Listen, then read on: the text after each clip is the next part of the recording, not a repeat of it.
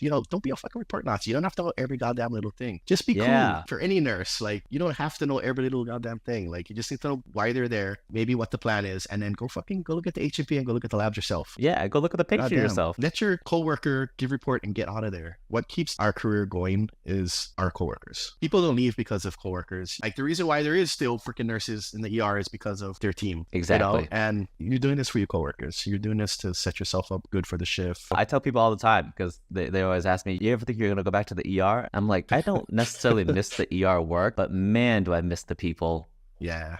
You do have that kind of like brotherhood feel, like you guys been through some shit together. Yeah, you just miss the camaraderie. But you're absolutely right. Yeah. You don't do it for admin. You don't do it necessarily for anybody else but your coworkers. Yeah, you're there for your coworkers and the patients, And the patients, Absolutely. Of course. I've been vomiting all morning. I'm so sorry to hear that. We're gonna get you back and get you some nausea medication right now, okay?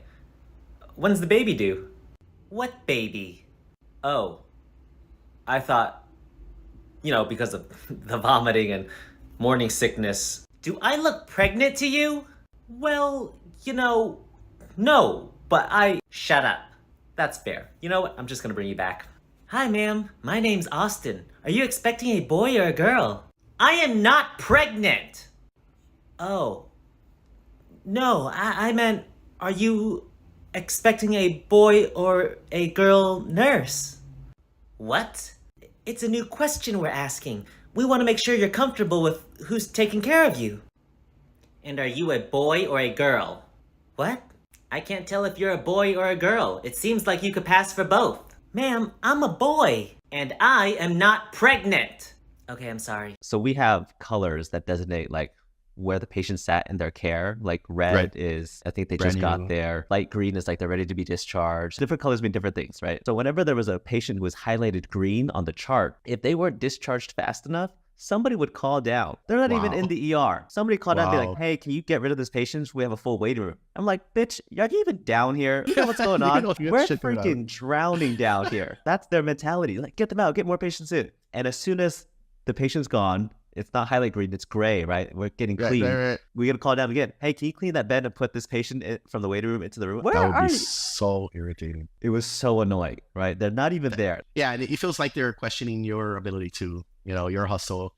And Yes. that kind of thing. And that's what irritates me more because I take pride in like making sure my shit's covered. Like I said, I'm not the best nurse, but I try my best, One of our beaches on Maui, I think, is ranked #1 in the state for spinal cord injuries. Yeah, I think it was one of your coworkers, Lauren, talked Yeah. about it. She said that, one of the main injuries is spinal cord injuries from waves, which Yeah. I didn't even think about that. Yeah, when the waves are coming in, it's just the angle and the way the shoreline recedes. It creates like kind of a lift and it really slams you to the ground. And when you don't know the ocean, anyone's first reaction is going to be to like stiffen up or when they're getting slammed. And you actually have to do complete opposite. You have to go completely loose as possible, let it slam you and just kind of roll with it. I think we're like in the 40s or 50s over like the last few years with spinal cord injuries from that one beach. That is so scary. You've heard it here first, guys. Tips from Rowan, the Maui ER. If you're in the ocean and a wave is coming at you hard, do not stiffen up. Get loose and just roll with it. Okay, let's get you back in the wheelchair. I need you to wipe me! Alright, stand up and hold that rail. Ow! You have to be gentle! I'm doing my best, sir. You have to slow down! Oh my god. Hurry up! I'm getting tired! Okay, sir, the doctor will be in soon. Young man, wait! What? Thank you. Oh. It's my job, so no worries. I know, but still. Thank you. You're welcome. Just let me know if you need anything else.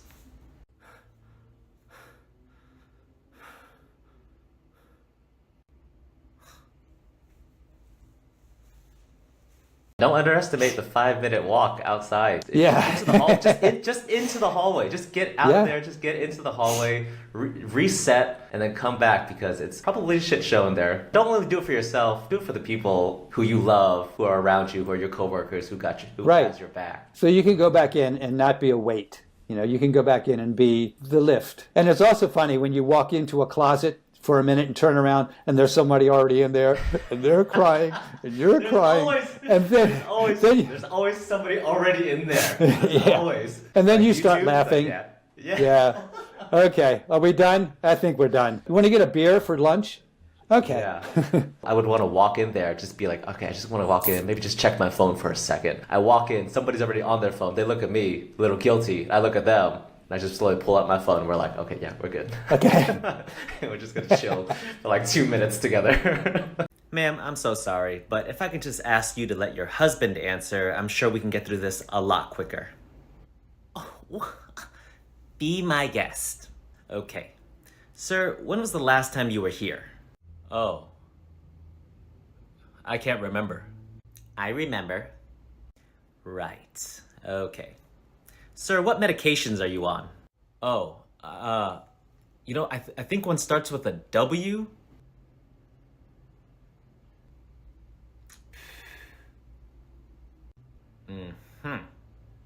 Sir, when is your date of birth? Oh, it just happened too. What month are we in? Oh, for the love of... April 5th, 1969. Wow, okay. Hi, ma'am. Would you like to answer the rest of the questions for your husband? Happy to. 101.8. Yep, he's got a fever. Poor thing. I knew it. Never doubt a mother's instincts. Never do. Were you able to give him any Tylenol or Motrin before you came in? No, I wanted you to see the fever. Why? I didn't want you to think I was crazy bringing my kid here without a fever. I don't want to be one of those moms that brings their child to the ER for no reason. Ma'am, I promise you, if you tell us your kid has a fever, we will believe you. But for the future, if you want to save us both some time, go ahead and give him a dose of the Tylenol or Motrin before you come in, as long as you know he has a fever. Really? Yes, of course. It gets your kids feeling better and it lets us see how they respond to the meds. That makes sense. Even better, if you give the meds at home and he starts to look great afterward, it might even save you a trip to the ER at 2 a.m. I will. Thanks, Rich. No problem. Now, come on. Let's get your kid feeling better. All right, what do we got? 38-year-old male hit by a car while walking around naked towards oncoming traffic in the dark. Seriously? 2 in the morning? We're pretty sure he's high on crystal meth. Ah, gotcha. How's he doing? His leg is pretty messed up, his vitals are stable, and he's in a pretty decent mood. Alright, I'll go say hi. Thanks. Hi, sir, I'll be your... Whoa! What are you doing? What does it look like I'm doing? Sir, please stop touching yourself. We're at a hospital. Fuck off, my leg hurts. Sir, there are families here. This is inappropriate. You have to stop. I said fuck off, bitch. My leg hurts. It's helping my pain. Sir, come on! Patient arrived by ambulance and observed aggressively self-stimulating. When asked to refrain from inappropriate behavior, patient states, quote, fuck off, bitch. My leg hurts. It's helping my pain. End quote. PRN pain medication requested. Will continue to monitor from afar. And I was a nurse for 11 years before I went to ER, and it is a whole new world. It scared the poo out of me. Like, I was like, what am I doing here? Like, is this really what I want to do? And then it grows on you, and you're like, where the hell has this been my whole life? This is amazing. I love this, like, chaos and energy, and you're pulled in a million directions, and you have to have the brain to be able to do that clearly, because it's not for everyone. I work better under pressure. I love chaos. It's me. Hi, I'm the problem. It's me. It's tea time. Honey, we get down and dirty in the ER now. Yeah, we do. Hey, I'm still when those patients come in and they have a odor on them. Me and my old coworkers, we like to call it taking them through the car wash.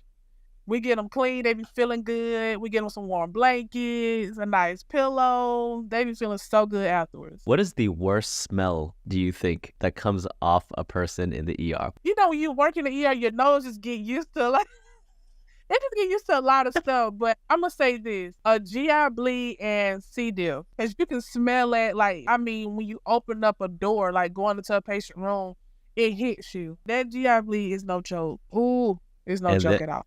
And there are some patients who have both. Yeah, and it is what it is. We still take care of our patients. We still get them clean, do whatever we need to do.